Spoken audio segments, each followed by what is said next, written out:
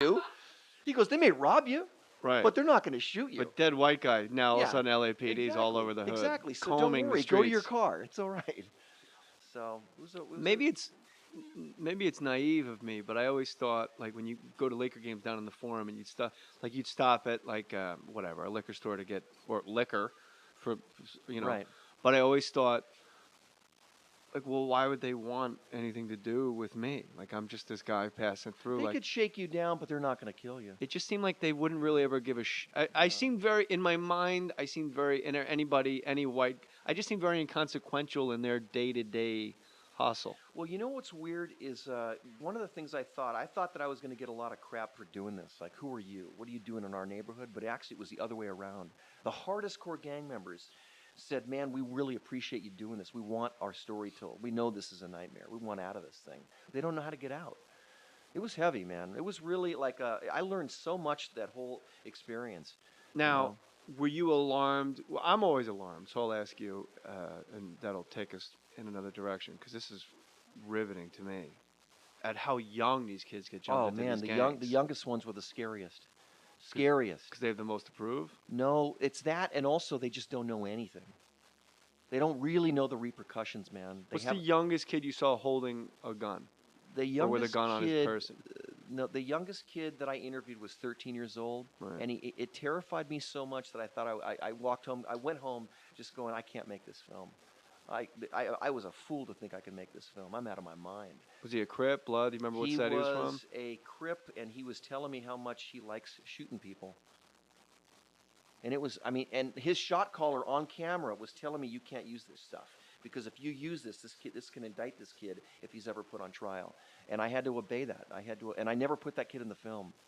He said other stuff too that was just shocking. And I'm going, this kid's 13 years old, man. He's a child.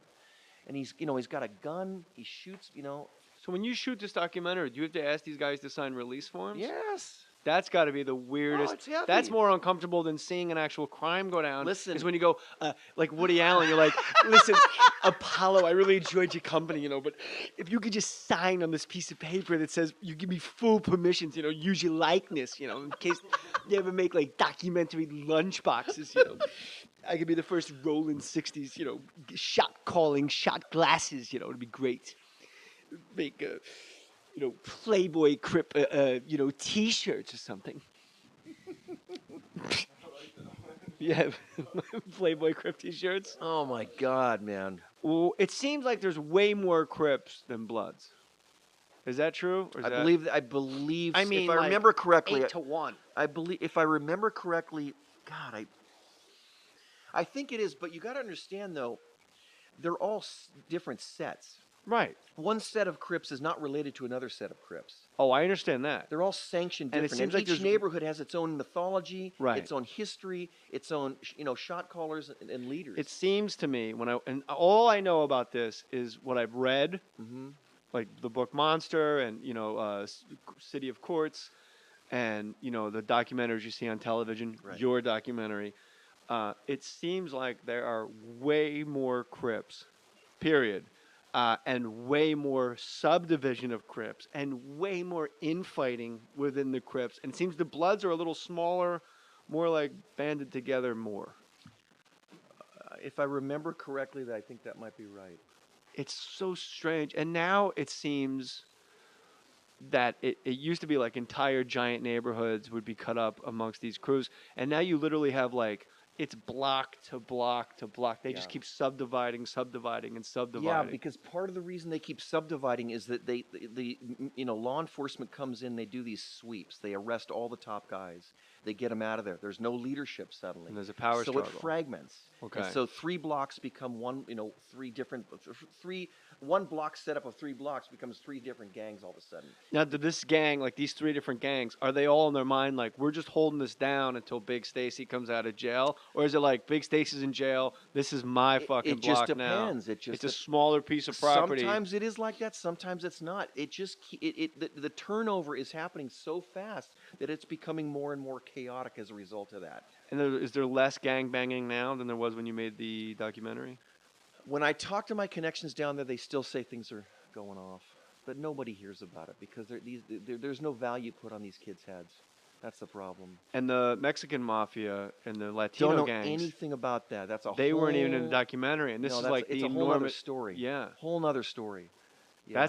that's the next documentary. But Yeah. No, I don't think so. why don't you tell? Well, no, we'll play them the track of Venice, and the mascot was a sword, No. a knife, and you go in there and say, give a peace No, there's offering. so many stories to be told down there, but there's an amazing amount of stories. Did you see firsthand the cops coming in and trying to like talk to these guys? Like, it must be such a total disconnect. All right, my wife's from New York. She's seen Harlem. She's seen all the places there. So one day, she's going to take me down there. I want to see these neighborhoods. And I'm thinking, she's seen all, the Harlem and how beat up that is. And I don't think this is going to be much. We're driving around, and literally about every block, we're seeing arrests taking place all over the place where we're driving. And she was in shock. Is this post documentary or mid? It was during the documentary, as I was making it. Now, as you're driving around, do you feel like you have a little bit of a pass because you know certain guys and certain? Not when I'm just driving like that. No. Whenever I would go somewhere, there'd be somebody waiting for me there. I never show up somewhere and say, "Hey, I'm here." It's like going through the Amazon. No. Like If I went to Jordan, for yeah. instance, when I went to Jordan Downs, there would be a guy there waiting, saying, "Meet me at this corner. I'll get in your car and we'll drive in together." If I went to Nickerson Gardens, meet me at this corner. We'll drive in together. Every time. When you see movies like Training Day and there's the gang scenes in like the cul-de-sac, do you feel now? Are you able to call bullshit when you see like gang stuff going off on TV? You know what I mean. I call bullshit on everything I see on TV. Well, I mean specifically because you made a Yeah, documentary but about. I would say that if I saw a surf film on TV, or you know what I mean. It's all the same. They never get it right. You know what I mean. You know that stuff. They rarely get that stuff right. Was there one set of Crips or Bloods? This is going to be a weird question. Really? Was there one set of Crips or Bloods that when you were around them and with them, you were like, wow, these guys really run their shit well? I guess it's not that weird of a question. Compared to the last 15 crews I spent time with. No, I never came across that, but I came across some dudes that were really, really like extremely active, like involved in many, many, many shootings. Heavyweights. Really? Yeah, and they were young. And you couldn't tell from set to set. You couldn't tell it like when you got to one set, you didn't say like, wow, this is a ship that just has sailed and just this is like the last stop on the river in Apocalypse I Now. went to this. I actually stopped at this one apartment near USC actually one day. We went to film some guys there. We pull up outside and it's a 3-story apartment building. And all of a sudden, when we pull up, every window opens and all that comes out of these windows are the heads of little children. It's as if like Walt Disney showed up or something. It's like an event was happening. Wow, something different's going on in the neighborhood. But there was no adults. It's just children. They're all out putting in Just work. children. I don't know where they are. We go in the back, and there's a bunch of gang members back there. A couple guys are washing a car, and a bunch of them are playing dice for money. They're just hanging out. It's all concrete. It's very hot. It's in the middle of the day. And it was just such a weird setting, man. It was so uncomfortable and so it's just so unappealing. It was not a nice place to be. And there was no adult supervision whatsoever. Nothing. Well, I wouldn't imagine there'd be a good No, but there's daycare children infrastructure. everywhere. Well, yeah, but they're selling crack. There's other No, I know. It was just other all I'm shit saying that's is a little more important. It just was heavy, and they were boxed in because if they go Yeah. 2 blocks one way, it's enemy territory. 3 blocks another way, 2 blocks another way. So they're boxed in. They can't leave their area. So there wasn't. I guess the answer to the question. No. Here's what I did. There wasn't one particular set you were with where you were like, these guys actually run. The trains No. run on time with this No, crew. I didn't find that anywhere. Not to say it's not there, but what I did find is there was a commonality with all of them, in that when you talk to them one-on-one, they became totally human. All of them. And that Even must the break baddest dudes. That must break your heart. Oh, it did. It completely did. In You're like, fact, just get in my car, come with me, man. You can hang out. you I'll know, teach you to all skate. of them, all of them. You know, they would tell you, I don't want my kids doing this. I don't want my nephews doing this. I know it's wrong. I'm stuck in this, this vicious cycle. And they say this, and they're rational. But yesterday somebody shot so and so, and it's like, boom. It seems like they have compassion. If you're like an athlete in the hood, the famous, story is, like Keyshawn Johnson, for example, grows up in that environment, but everyone knows he's like a star wide receiver.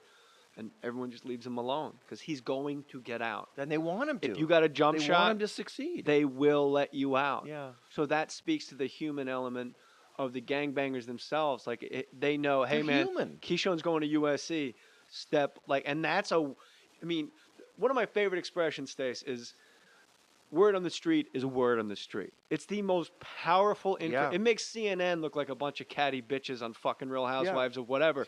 If you go to fucking school and they go, hey, Stacy, Angie's looking for you. He wants to kick your. Well, guess what? Angie's looking for you, and he's gonna fucking kick the. There's no subjectivity to word on the street.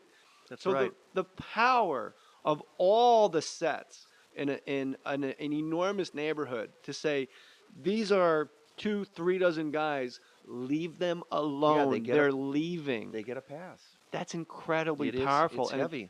You couldn't do that with white people in a neighborhood to leave somebody alone. One of the things that I was running into when I was down there that was really funny is once in a while I'd see these kids on skateboards. And I started, talking to them, and they said, yeah, man, the skateboards give us a pass.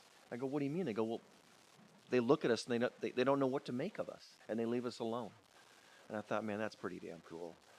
I bet that shit's long gone. I don't know, but it's a way. It was pass. a way out. You have to go by with fucking skis. I met another guy. I met another former gang member, and he grew his hair into like dreadlocks. And I said, "Why'd you do that?" And he goes, "Because it sets me outside. I'm not a threat to anybody. They don't know what to do with me, so they leave me alone." So you've made 4 documentaries. Yeah, I've directed 4, and I've produced a number of them as well. So the ones that you've directed. Dogtown, Riding Giants, Crips and Bloods, and the new one, which is Bones Brigade.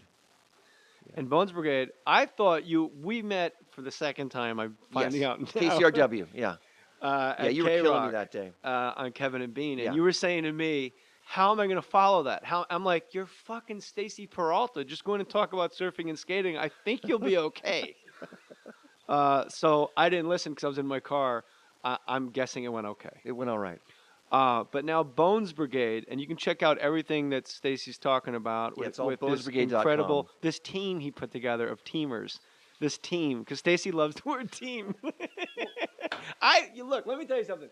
That to me is the most lowest, in a good way, lowest common denominator, basic badass way to come up with a name of a crew in the world. I hate the word team. Like, hey, we're the Peralta Powell team. Like, here comes our team. Da-da, da-da, da-da. You guys all jump out in faggoty jumpsuits and shit. Like, no. And then fucking you come up with Bones Brigade?